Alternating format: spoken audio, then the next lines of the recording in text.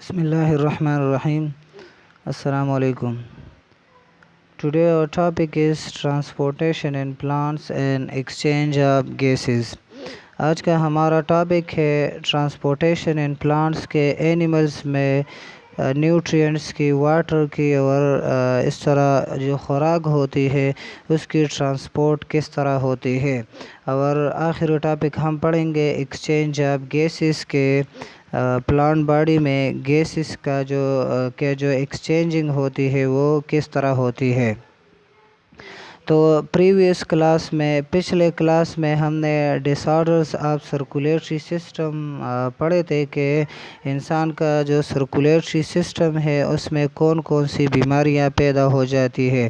تو میں نے آپ کو بتایا تھا کہ مختلف ڈائٹ کی وجہ سے، غذا کی وجہ سے ہمارا جو سرکولیٹری سسٹم ہے وہ متاثر ہو سکتا ہے. اس میں نے آپ کو بتایا تھا کرونری آرٹری ڈیزیز ہے، ہائپر ٹینشن ہے اور اینیمیا. اس قسم کے ڈیزیزز پرابلمز یہ ہمارے ٹرانسپورٹ سسٹم میں پیدا ہو سکتے ہیں. تو آج کا ہمارا جو ٹاپک ہے وہ ہے ٹرانسپورٹیشن ان پلانٹس کے. پلانٹس میں ٹرانسپورٹ کس طرح ہوتی ہے، پلانٹس میں خوراک کی، اس کے علاوہ نمکیات کی، پانی کی اور دوسرے امپورٹنٹ میٹیریل کی وہ ترسیل کس طرح ہوتی ہے. تو ٹاپک شروع کرنے سے پہلے اس میں کچھ کی ورڈ ہے اس ٹاپک میں آئے ہیں جو بہت ہی امپورٹنٹ ہے. اس میں پہلا ہے واسکولر بنڈلز. تو واسکولر بنڈلز یہ اسپیشلائز اسٹرکچرز ہوتے ہیں، پلانٹ باڈی میں موجود ہوتی ہے، ایک خاص قسم کے ساختیں ہوتی ہیں جو اور جس کا کام ہوتا ہے فوڈ، واٹر اور منرل کو پلانٹ باڈی میں ٹرانسپورٹ کرنا. تو واسکولر بنڈل یہ زائلم اور فلوئم پر مشتمل ہوتی ہے. تو زائلم اور فلوئم یہ دونوں اکٹھے ہو جائے تو وہ ایک بنڈل بنا لیتا ہے اور اس بنڈل کو واسکولر بنڈل کہتے ہیں.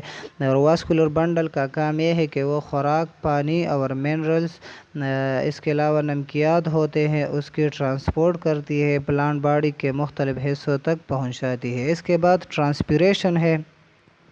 تو the loss of water from the plant body through leaves is called transpiration. کہ لیوز کے ذریعے پلانٹ باڈی سے جو پانی وہ آبی بخارات کی شکل میں وہ خارج ہو جاتے ہیں اور ایٹماسفیئر میں شامل ہو جاتے ہیں تو اس کو ٹرانسپیریشن کہتے ہیں، اس پروسیس کو ٹرانسپیریشن کہتے ہیں.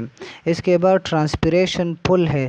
تو ٹرانسپیریشن پل یہ اس مومنٹ کو کہتے ہیں جو جڑیں، روٹس وہ پانی کو جذب کر کے تو پھر وہ ایک پورس کے ذریعے، ایک قوت کے ذریعے وہ روٹ سے اسٹیم تک، اسٹیم سے لیوز تک وہ آ جاتی ہے. تو اس پورس کو، اس قوت کو ٹرانسپیریشن پل کہتے ہیں. اس کے بعد ٹرانسلوکیشن ہے. تو ٹرانسلوکیشن یہ ٹرانسپیریشن کے الٹ ہے اور اس میں لیوز میں جو خوراک تیار ہوتی ہے تو وہ پھر خوراک روٹس تک اور اسٹیم تک وہ لے آتی ہے. اس مومنٹ کو ٹرانسلوکیشن کہتے ہیں. اس مومنٹ کو جس کے ذریعے خوراک وہ لیوز سے پلانٹ باڈی کے مختلف حصوں تک وہ آتی ہے تو اس کو ٹرانسلوکیشن کہتے ہیں. اس کے بعد سٹومیٹا ہے. تو small opening in leaves is called stomata. کے لیوز میں چھوٹے چھوٹے اوپننگز ہوتے ہیں، سوراخ ہوتے ہیں، اس کو سٹومیٹا کہتے ہیں. اس کے بعد لینٹیسلز ہے. تو اسٹیم آلسو ہے small opening called لینٹیسل.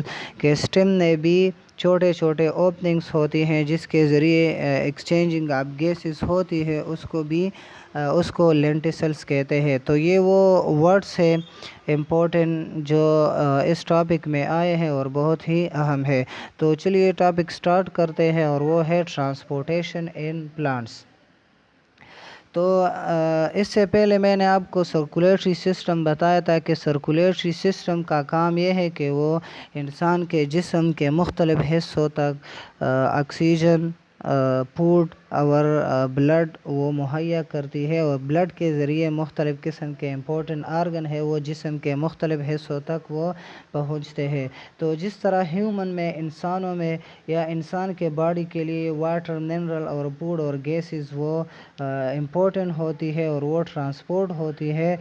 Circulatory system کے ذریعے، تو اسی طرح پلانٹ میں بھی، پلانٹ کے لیے بھی پانی، اس کے علاوہ گیس ہے کاربن ڈائی آکسائڈ جو فوٹوسنتھسس میں استعمال ہوتی ہے، اور اس کے علاوہ منرل ہوتے ہیں، خوراک ہوتے ہیں، وہ بھی اس کے لیے ضروری ہوتی ہے۔ تو پودوں میں بھی ٹرانسپورٹ سسٹم ہوتا ہے جس کے ذریعے یہ سب چیزیں یعنی خوراک، پانی، منرلز اور گیسز وہ ٹرانسپورٹ ہوتے ہیں جسم کو۔ تو پلانٹ باڈی میں جو ٹرانسپورٹ سسٹم ہوتا ہے وہ ایک قسم کے اسٹرکچر پر مشتمل ہوتا ہے، ایک اسٹرکچر سے بنا ہوتا ہے، ایک بنڈلز ہوتے ہیں جس کو واسکولر بنڈلز کہتے ہیں۔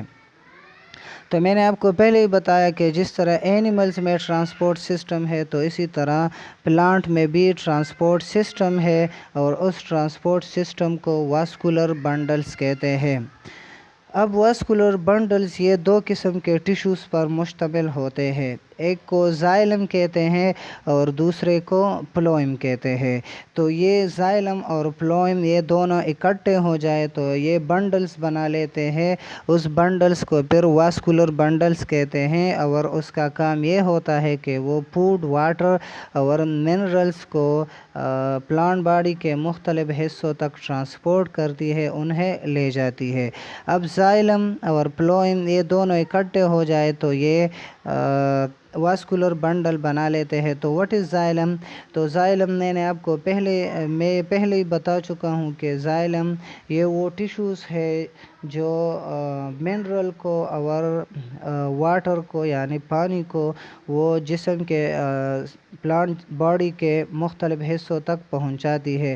تو روٹس کے ذریعے، پلانٹ میں روٹس ہوتے ہیں، روٹس میں پھر ہیئر لائک سٹرکچر ہوتے ہیں، یعنی پھر وہ روٹ چھوٹے چھوٹے برانچز میں تقسیم ہوئے ہوتے ہیں، تو اس کے ذریعے روٹ یعنی جو پلانٹ باڈی ہوتی ہے وہ روٹس کے ذریعے وہ واٹر کو یعنی پانی کو جذب کرتی ہے۔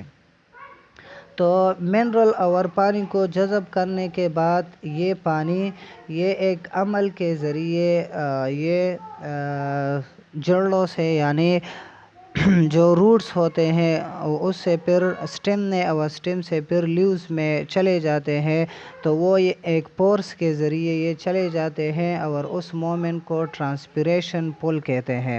تو ٹرانسپیریشن پل کے ذریعے یہ جو منرلز ہوتے ہیں اور جو واٹر ہوتی ہے یعنی پانی ہوتا ہے وہ اس ٹرانسپیریشن پل کے ذریعے روٹ سے اسٹیم تک، اسٹیم سے پھر لیوز تک وہ آ جاتے ہیں۔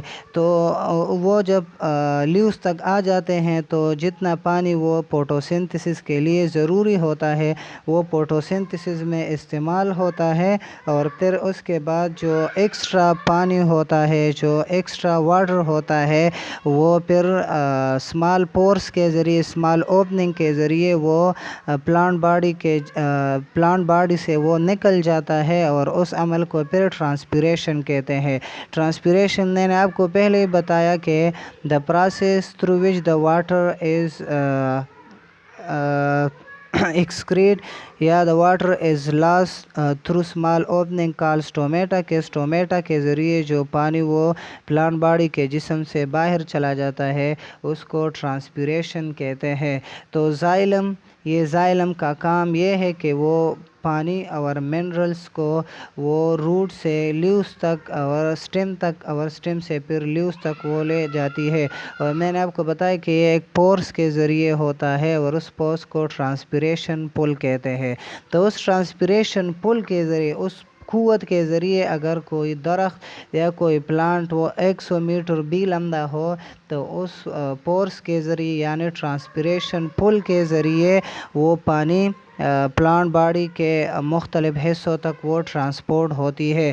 تو زائلم یہ واسکولر بنڈل کا پہلا ٹیشو ہے جو ٹرانسپورٹ آف واٹر اور منرل کا کام کرتی ہے۔ دوسرا ہے پلوئم ٹیشو۔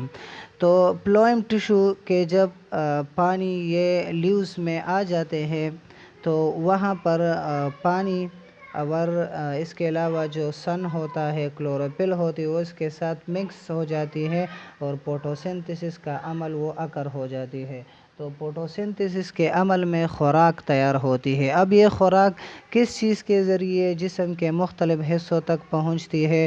تو اس میں واسکولر بنڈل میں ایک خاص قسم کے ٹیشوز ہوتے ہیں، اس کو پلوئم ٹیشوز کہتے ہیں، اور پلوئم ٹیشوز ہی کے ذریعے یہ جو خوراک پریپیئر ہوئی ہوتی ہے فوٹوسنتھسس کے ذریعے، یا جو نیوٹرینٹس ہوتے ہیں وہ پلانٹ باڈی کے مختلف حصوں تک وہ پہنچتی ہے۔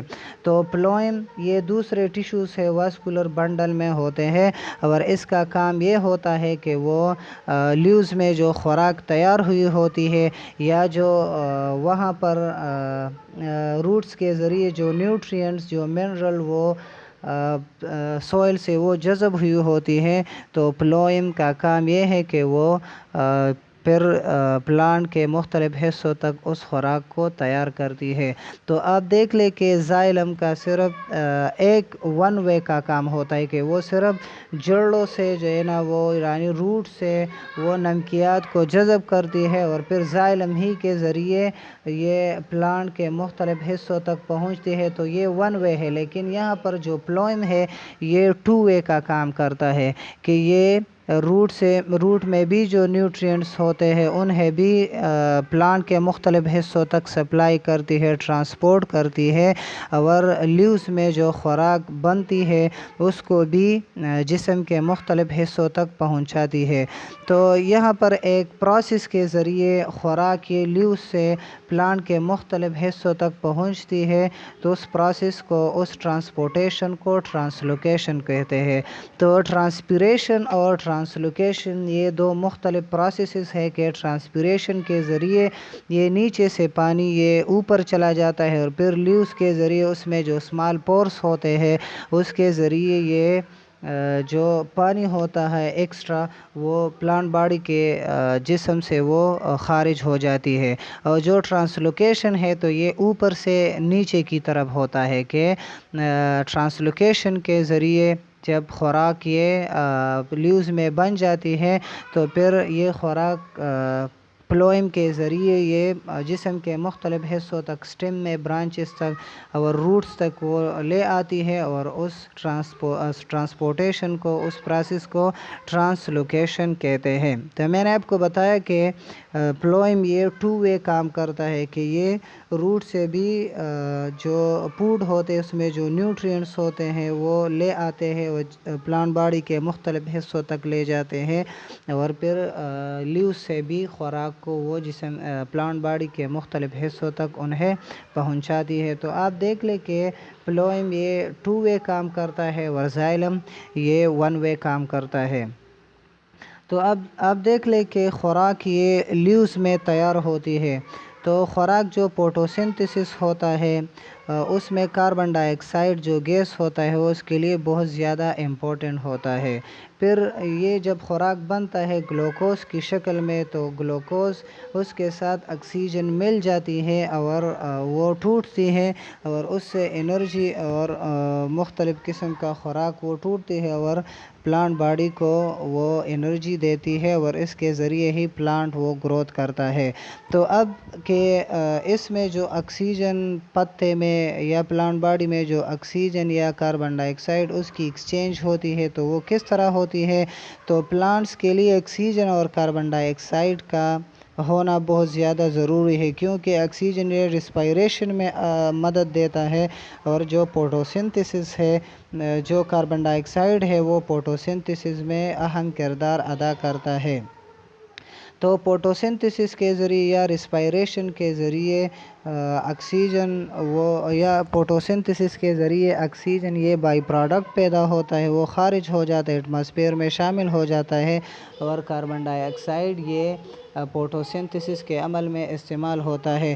تو اس میں جو گیسز ایکسچینجنگ ہوتی ہے، اس میں جو گیس وہ اندر داخل ہوتی یا باہر آ جاتی ہے، تو وہ اسمال اوپننگز کے ذریعے، چھوٹے چھوٹے سوراخوں کے ذریعے وہ پلانٹ باڈی کے جسم سے آتی ہے۔ اس اسمال پورس کو، اس چھوٹے چھوٹے سوراخوں کو سٹومیٹا کہتے ہیں۔ تو سٹومیٹا ہی کے ذریعے پلانٹ باڈی میں ایکسچینجنگ آف گیسز ہوتی ہے۔ ایک اور سٹرکچر کے ذریعے بھی ایکسچینجنگ آف گیسز اکر ہوتی ہے تو یہ اسٹیم کے ذریعے بھی ہوتی ہے۔ اسٹیم میں بھی چھوٹے چھوٹے سوراخ ہوتے ہیں، چھوٹے چھوٹے اسمال اوپننگس ہوتے ہیں، اس کو لینٹیسلس کہتے ہیں، اور اس لینٹیسلس ہی کے ذریعے یہ جو ایکسچینجنگ آف گیسز ہوتی ہے یہ ہو جاتی ہے۔ تو آج کے لیے اتنے ہی کافی ہے، اس کے ساتھ ہی ہمارا یہ دوسرا یونٹ بھی ختم ہو گیا۔